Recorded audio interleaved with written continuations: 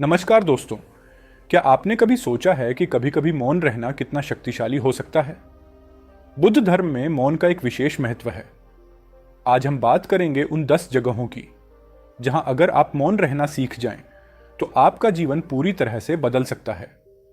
साथ ही एक प्राचीन बौद्ध कथा जो इस विषय को और भी गहराई से समझाती है।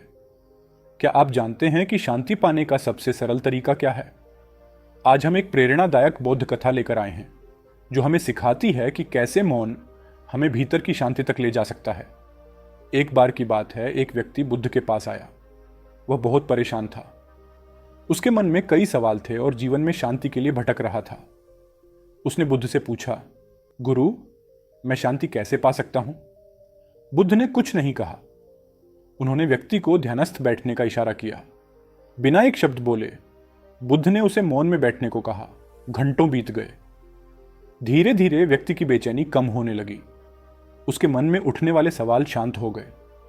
उसे अब कोई उत्तर चाहिए ही नहीं था, क्योंकि उसकी समस्याओं के हल खुद ब खुद सामने आने लगे थे।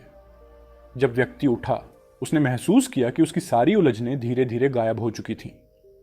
उसे समझ में आया कि मौन ने उसे वह शांति दी जिसे वह बाहर की दुनिया में खोज रहा था। दोस्तों, इस कहानी से हमें यह सीखने को मिलता है कि कभी कभी हमारे सारे उत्तर मौन में छिपे होते हैं। जब हम बाहरी शोर को बंद कर अपने भीतर की आवाज को सुनते हैं, तब हमें सच्ची शांति मिलती है।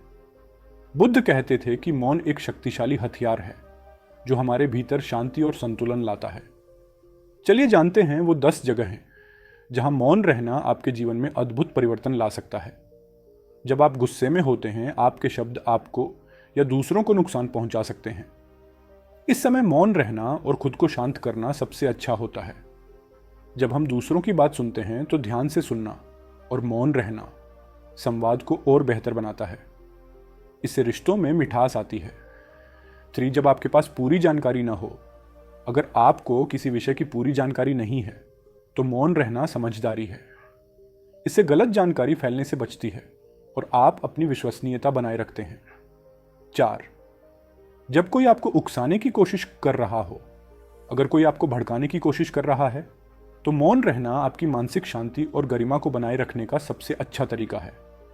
5, जब कोई और आपकी मदद के बिना खुद से कुछ सीख सकता है, कभी कभी मौन रहना और दूसरों को खुद से सीखने देना उनके लिए सबसे बड़ा उपहार हो सकता है। 6, जब स्थिति पहले से ही तनावपूर्ण हो, तनावपूर्ण माहौल में मौन रहकर हम स्थिति को और बिगड़ने से रोक सकते हैं। 7, जब कोई आपसे सलाह मांगता है लेकिन तैयार नहीं होता सुनने के लिए, ऐसे में मौन रहना सही रहता है, क्योंकि आपकी सलाह का कोई महत्व नहीं होगा अगर सामने वाला सुनने के लिए तैयार नहीं है। जब आपकी राय से विवाद हो सकता है, अगर आपकी राय से विवाद बढ़ सकता है, तो मौन रहकर स्थिति को और बिगड़ने से बचाया जा सकता है।